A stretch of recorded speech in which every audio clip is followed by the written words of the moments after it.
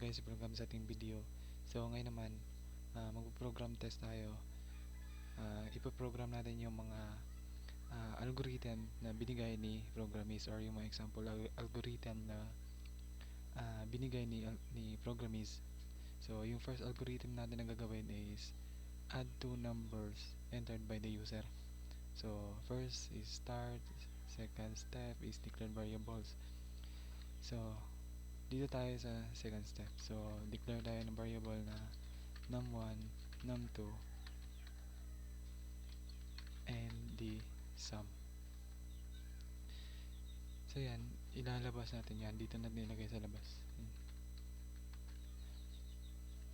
So ngayon, dito na tayo sa step 3. So read values num1 and num2. Then sa step 4, so dito tayo sa step 3. So i-read natin yung values ni num1 and num2. So cout, enter first number. Then ipapasok natin yung value ni first number dito sa num1 na variable. Then mag-cout ulit tayo ng enter second number. Then yung second number natin na variable, yung value nito, ipapasok natin siya dito sa num2 na variable. Then kukunin natin yung sum na variable, lalagay natin dito, then i-equals natin siya sa num1, then add to num2. So ibig sabihin yan, yung value ni num1 na in-input natin dito, i-add natin siya sa in-input natin dito sa num2. So yung value ni num1 at value ni num2, i-add natin para si sum, i-display niya yung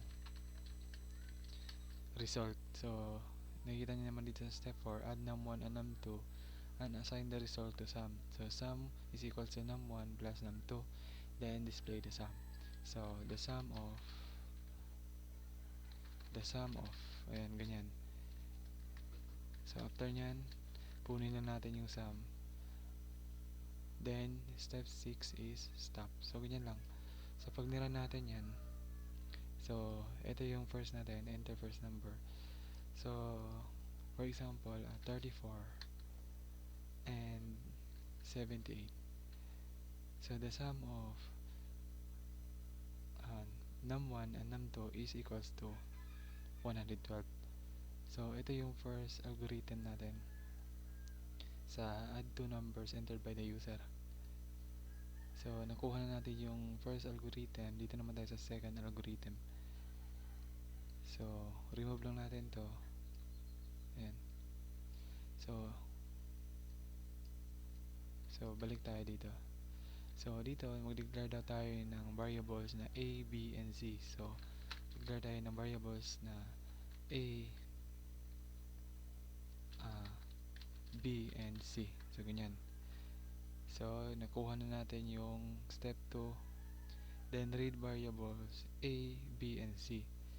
So ito na yung lalagay tayo ng cout. So yung cout, enter number. Ayan. So mag-enter tayo ng number, then ipapasok natin yung A. Ayan.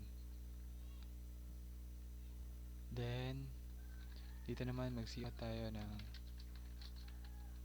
enter ano ba dito?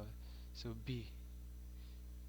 So if A is greater than B, if A is greater than B,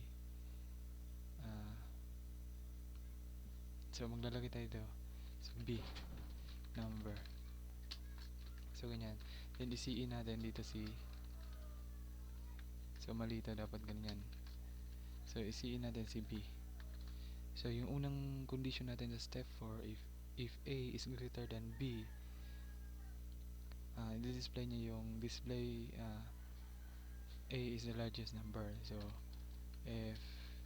if A is greater than B, so So, i-output niya yung C out. A is the largest number. Then, so maglalagay naman ulit tayo dito ng if. So if A is greater than C, ayan. So maglalagay ulit tayo dito ng C out, enter C number. Then ibabasok natin yung value dito sa C na variable. So if A is greater than C, then display C is the largest number. Ayan. So dito naman tayo sa else. So dito natin sa else ilalagay. So else, so if dito na tayo na part. Ayan. So if B is greater than C, so inalagay niya yung, or i-see out niya yung, or i-display niya yung, or ipiprint niya yung B is the largest number. Then mag-else naman tayo dito. Okay. So mag-else tayo dito ng else C out, C is the greatest number. So ganyan lang kasimple. So try nating i-run. So 20. So yan, C is the greatest number. Since yung C natin may pinakamalaking value in between kay A and B. So for example, lagyan naman natin dito is 56. Yan. So A is the largest number, C is the largest number. So